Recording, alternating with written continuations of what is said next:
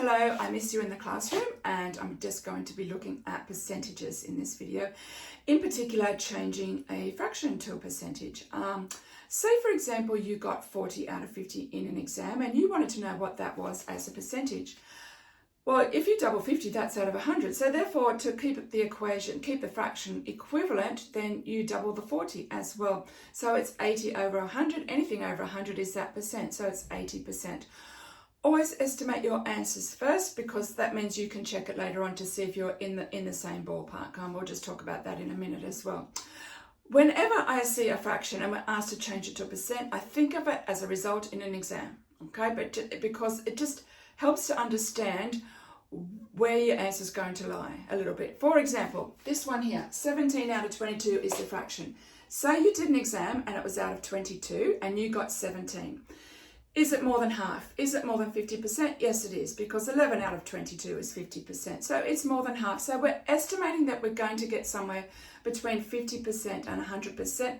It's not up to the 99%. It's not up to the 55%. It's somewhere in between, okay? So estimating first, we get answers like 7 million. So estimating first helps us to check that we're on the right track, okay? So 17. So this line here, 17 over 22, this line, it's divide. It means divide. 1/2 means 1 divided by 2, doesn't it? Okay, so this line means divide.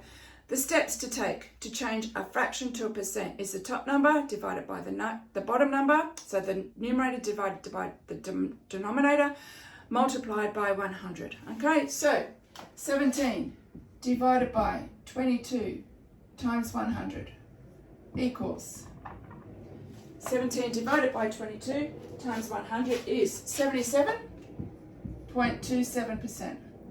77.27%, okay?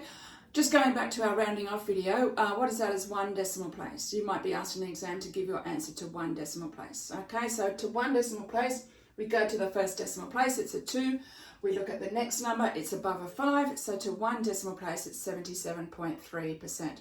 What is it to the nearest percent? Is it 77% or is it 78%? Remember, it never goes down. It always stays the same or goes up.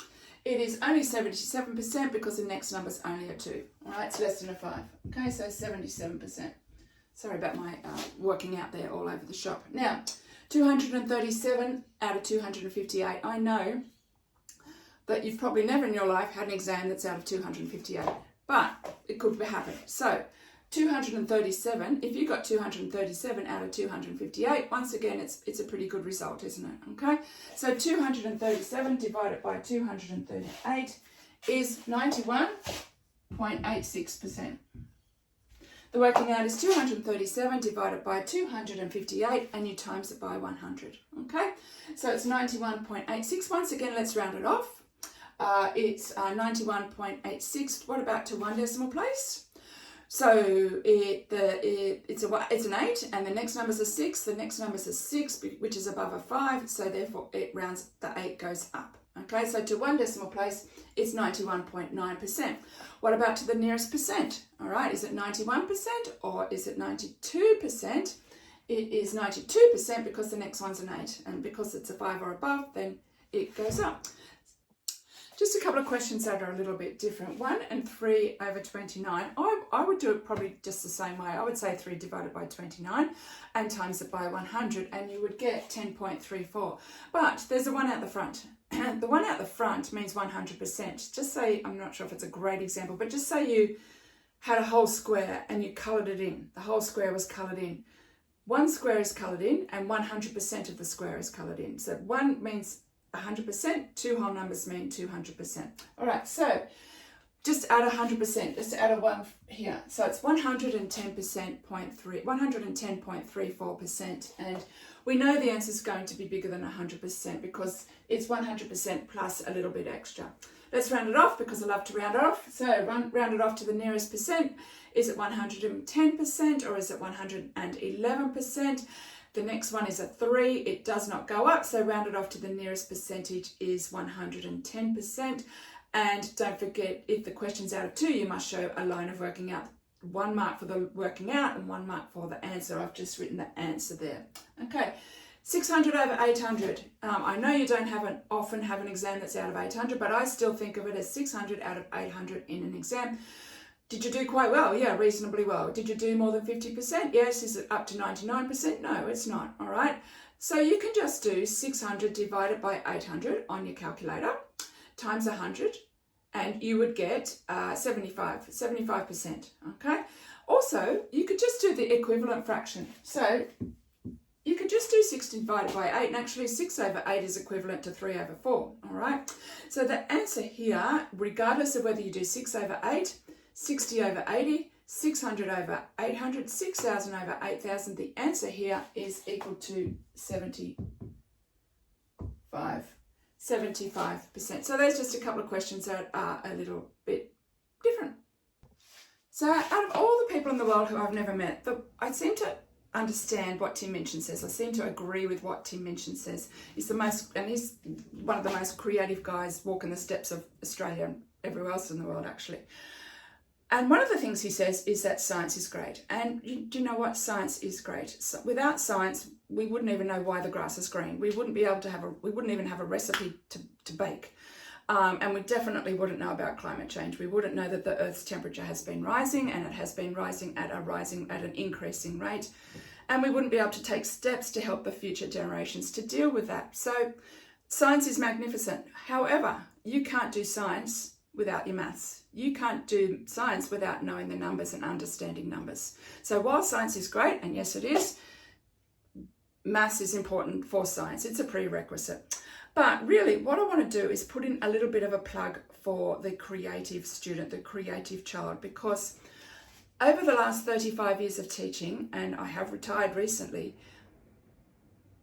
the one thing that I noticed that changed over the 35 years is the rise of the creative child, the rising stature of the creative child. And that is fantastic. When I went to school, and even when I first started teaching, it was only English, maths and science. If you were good at English, maths and science, you were considered to be academic, intelligent, maybe throw in a little bit of history and geography and sport PE. They've always had their own little hierarchy going on, still do. But the creative child, art was an elective, dance certainly was, music was an elective, but they weren't seen as important. And you know what they are? They're just as important. They're using a different side of your brain, just as intelligent. And what would we do without entertainment?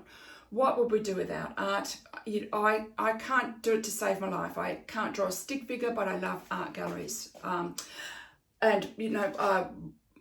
Doing sewing in year 8, my friends, we were on a bus. We used to get a bus to school from West Dubbo over to South Dubbo High. And I had this dolphin. We had to sew this dolphin. And it was due that day. And I had one friend sewing one end of it, one friend sewing the other, one friend sewing the middle, and it was handed in that day, all probably with different stitches, but much better than what I could have done. And do you know what?